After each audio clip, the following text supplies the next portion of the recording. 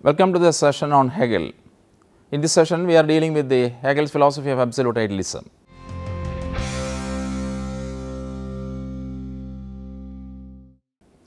Hegel is a prominent modern German philosopher and he is referred as a philosophical idealist or philosophical monist. Monism is a philosophy which says that reality is only one. Monism is usually referred as an important philosophical concept both in West as well as in India. According to Hegel, mind or spirit is the ultimate reality. Everything is interrelated within the vast complex system of the whole, the absolute.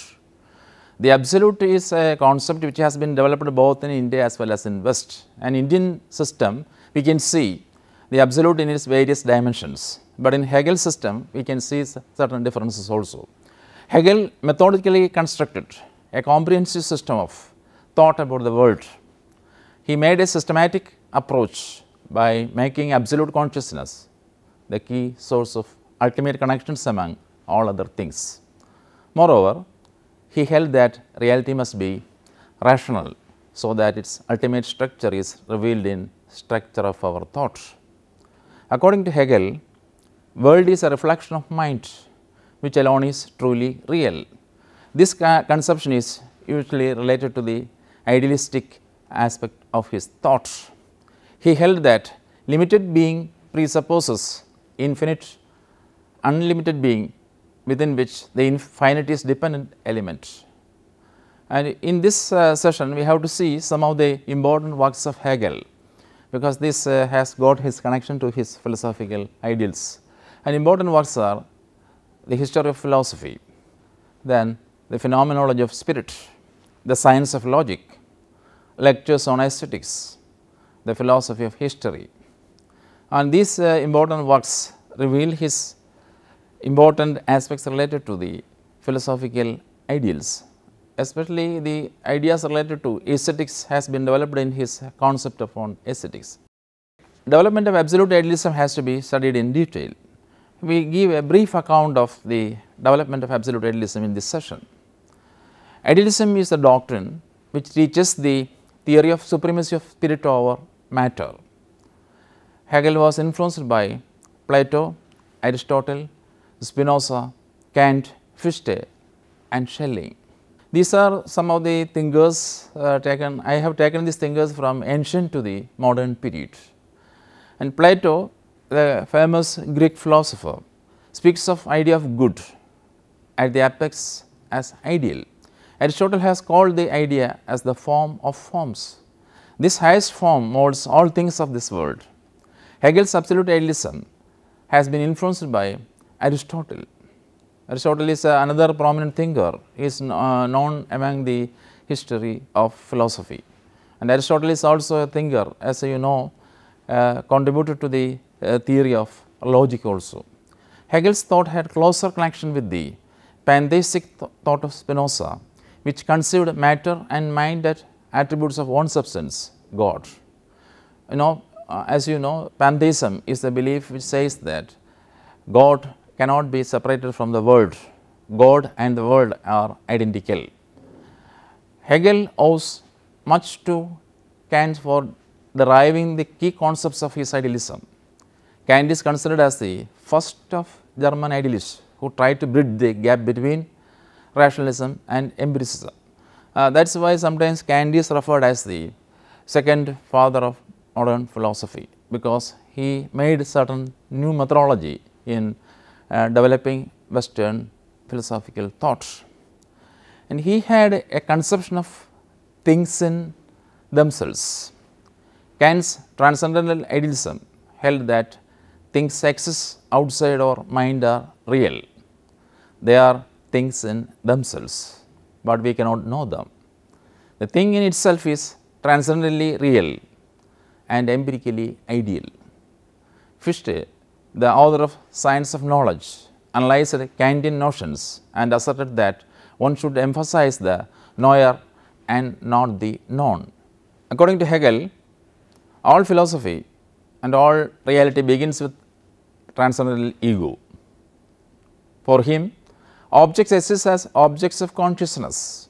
You see, every objects have to be observed from the level of consciousness, because everything reflects in our consciousness. That is one of the basic aspects in idealistic notions.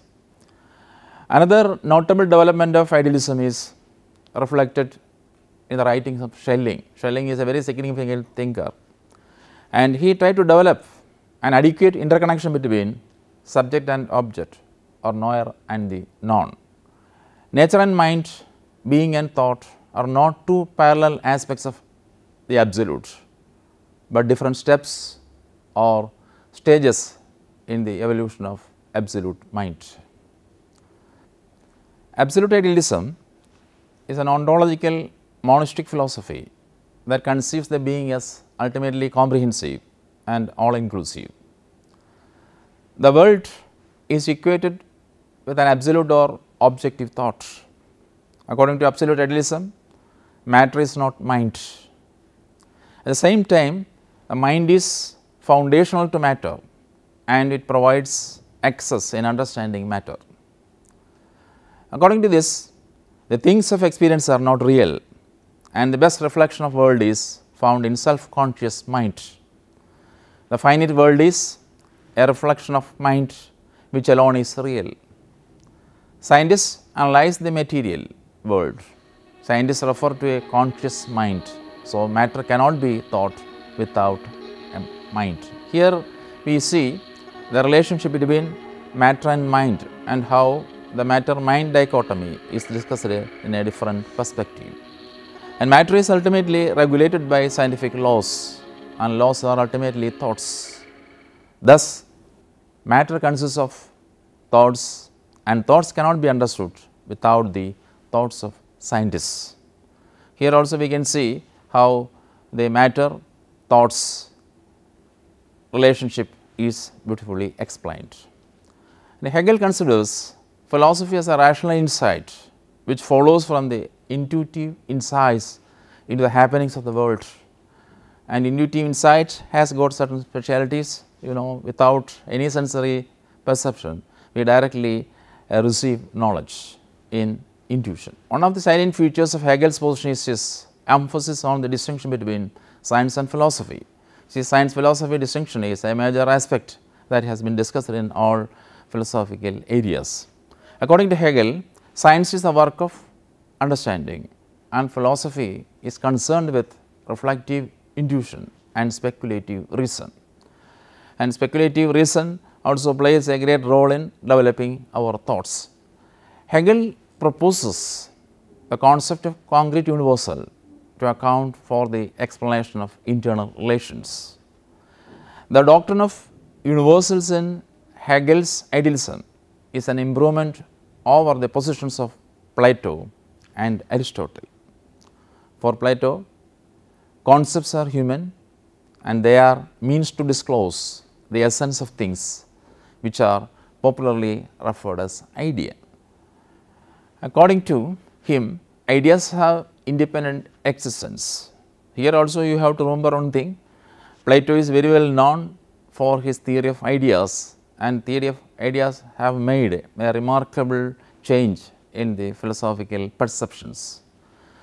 Plato wanted to affirm that ideas are real, though they have no sensory level existence.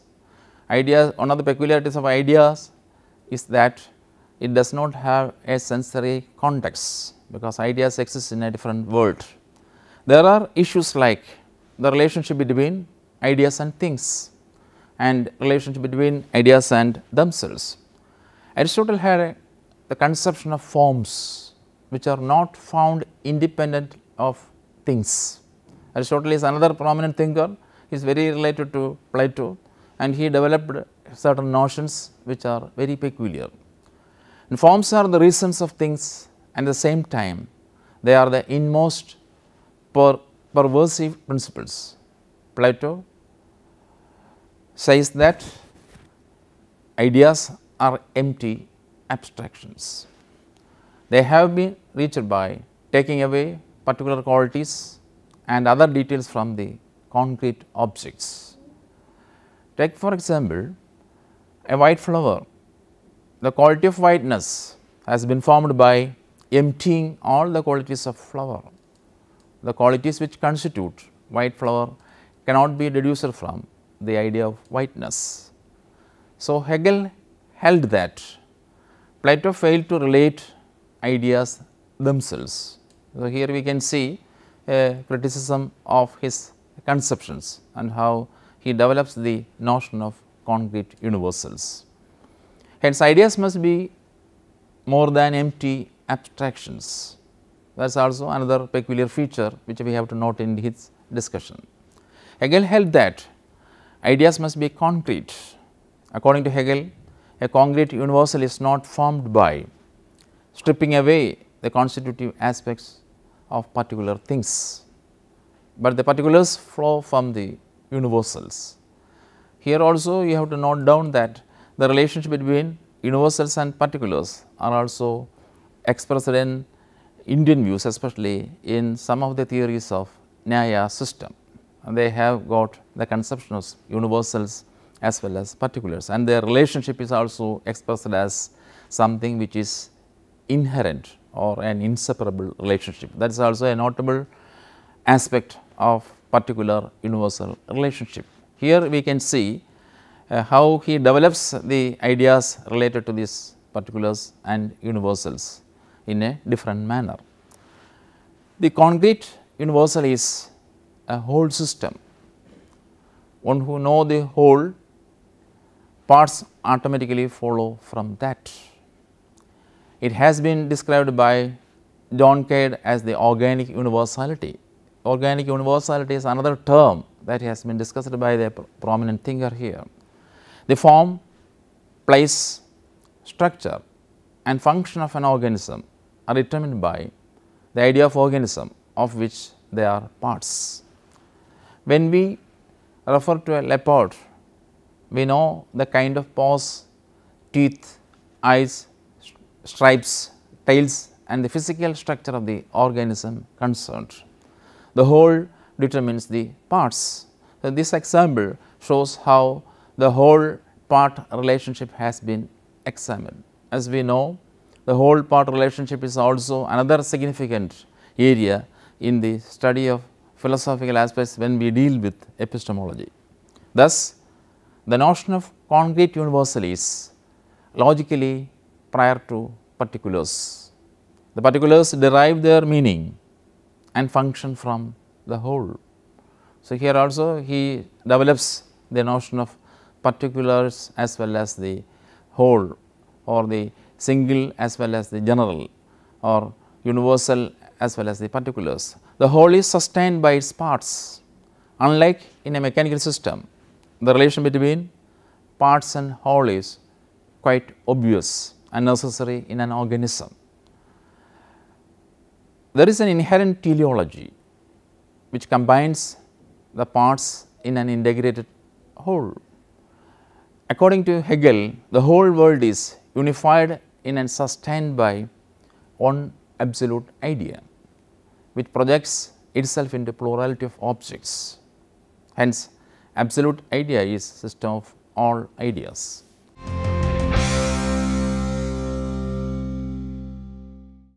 Hegel's conception of human society is very peculiar, and the interpretation of it is based on the conception of organic unity. It is to be noted that Hegel had a very wonderful discussion about human society and how this human society evolves, and he also discusses about the relationship between individual and society in a philosophical manner. The whole human history becomes sensible only if it is treated as one single organism. So, the organic relations which we have discussed earlier is related to human society. The holistic interpretation of human society is also very intimately as well as sincerely discussed by Hegel. An individual has to be a part of society by engaging in social activities, including practicing morality. Thus, he becomes the torch bearer of cultural heritage of people. So, the individual has to socialize and become part and parcel of society. Thus, it should not lead to the assumption that individuals exists prior to family, whereas family comes first and individuals are indispensable parts of it. Here also you have to note the interrelationship between individual, family and societies. This is also another peculiar mode of discussion by Hegel, and in his analysis generally he speaks about the different aspects related to some of the dialectics. There also he says that when one thing comes, the opposite comes and later the synthesis will also come. Like that, society is also dialectically explained by Hegel. The concrete universal or the absolute idea is a system in which the individual, tribe and nation are interrelated parts. Man is not isolated. This is another significant point to be noted by those who analyze Hegel's philosophy, because man is related and analyzed in a social system and he is not an isolated being. That is why he says that man is organic to nature and life, and he is never an alienated being, because he is part and parcel of society, even though he is part and part is related to the whole. So, therefore, this holistic relationship is beautifully blended here. This kind of discussion, as I have said earlier, is noted in some of the Indian conceptions, where how the whole part relationship is beautifully explained. And Hegel's famous statement, the real is rational and the rational is real, is significant in this context, because this is a very significant principle which we often discuss in Hegel's philosophy. Hegel means that the whole universe consists of ideas which are interrelated in a coherent rational system. Hegel calls this relation as logical.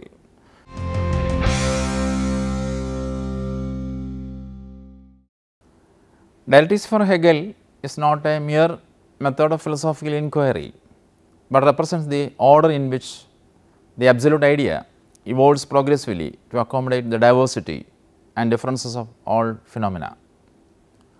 Hence, dialectics explains the peculiar way of working of human reason that can grasp the rational plan followed by the dynamic world in its evolution. In Hegelian idealism, dialectics is therefore both methodological as well as ontological. This aspect has to be highlighted in our discussion, because many analysts as well as critics generally discuss only methodological aspects in dialectics, but the ontological aspect has to be taken into consideration. The term dialectic is derived from the Greek, means to argue. Dialectical method proceeds through three stages: thesis, antithesis and synthesis. Thesis embodies a particular view or position, antithesis provides its opposite position, and synthesis reconciles the two and becomes the basis of new thesis. This process repeats or continues. Here the dialectical moment is the logical unfolding of thought. Dialectical process involves the transition from abstract to concrete. Hegel applies dialectical method to understand and explain the evolution of absolute idea by analyzing what he called the first triad of being, non-being and becoming. Pure being is abstract, as it is free from all determinations. This conception of pure being is also noted in Indian conception of the absolute. That is also sometimes described as Brahman in our Upanishads or Vedantic tradition. So, as soon as we conceive it, it is determined by thinking and becomes negated in non-being. In this process, the being becomes non-being. This becoming is more concrete, as it includes non-being also. Becoming is a bare change. It will develop its antithesis, which will eventually lead to another synthesis. As the dialectic advances, the succeeding categories become more and more concrete till the absolute is reached. The absolute is the most concrete of all categories. In the highest category, all the previous categories are preserved without the loss of any of them. Hence, Hegel's system is often referred as concrete monism in contrast to abstract monism of Spinoza. Spinoza is very noted philosopher, Western philosopher, who generally speaks of this kind of abstract monism, and his theories are very prominent in Western philosophy. The absolute for Hegel is concrete in itself and unfolds itself. This all-inclusive reality attains self-consciousness in human reasoning. Absolute idealism of Hegel highlights relation of parts to whole. In an organism, this relation is significant and this relationship is extended to truth and reality. This organic whole is similar to a successful work of art, because in every work of art you see the different parts are interrelated. Sometimes they are referred as organic unity. In Hegel's aesthetics, he discusses about the organic relationship of different parts of art. So, that comparison is usually suitable here. The whole logically determines the character of each part. The absolute is the world in its unity and completeness. The absolute is infinite and all embracing. Each of its moments is an organic part of the universal law of reason and the laws of the universe. Hegel's idealism explains abstract and concrete in a unique way. Now, let us summarize. We have seen a brief analysis of the absolute idealism of Hegel and its peculiarities. Idealism is one of the philosophical aspects which has been widely discussed and which is often opposed to materialism. But in Hegel's thought, we can see that he tries to integrate the abstract and concrete by developing the conception of concrete universals and the conceptions of organic unity. Moreover, he tried to have links with the Indian conception of the absolute. We can see many parallels in Indian thought, especially Vedanta thoughts and the philosophy of Hegel. Here are some topics for your assignments. 1. Evolution of absolute idealism. Next, biographical sketch and major works of Hegel. Third one, Hegel's conception of concrete universals and its philosophical implications. Next, critical evaluation of dialectical method. Here I say some books for further reference. Phenomenology of Spirit by Hegel is an important work. Next one, The Science of Logic, that is also by Hegel. Pingard Terry's Hegel's Phenomenology is another important work. Then History of Philosophy, written by Frank Tilly, that also covers a good area on Hegel's philosophy. Massey, Critical History of Western Philosophy. Then there are electronic sources also, Hegel and Absolute Idealism, Philosophy, pages.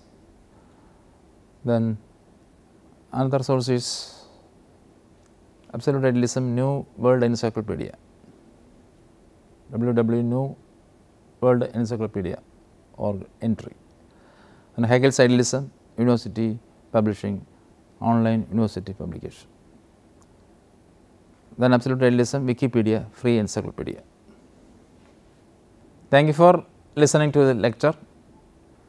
We meet next time. Thank you.